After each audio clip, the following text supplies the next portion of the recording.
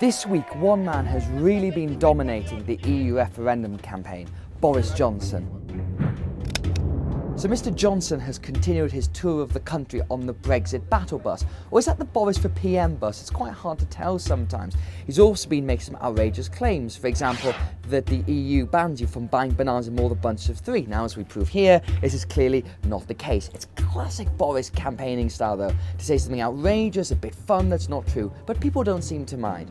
We've also heard from Nigel Farage, who said that this EU referendum might not settle the question for good, and we can just keep coming back to it and have an EU never-endum.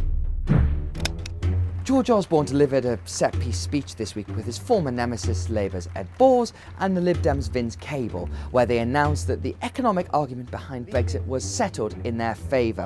And what this shows is the establishment uniting together for a Remain vote.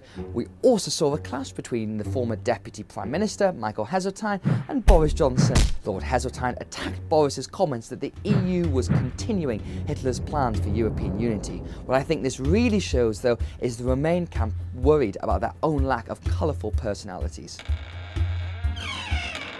There seems to have been a shift towards Remain in the polls this week. The FT's poll of polls has in ahead by 6 points on 46%, but there's still a big disparity between the phone polls and the online polls, and the phone polls are favouring a Remain vote. Now, ICM has conducted one of each this week. Their online poll had Remain ahead by 4 points, but their phone poll had them ahead by 10 points.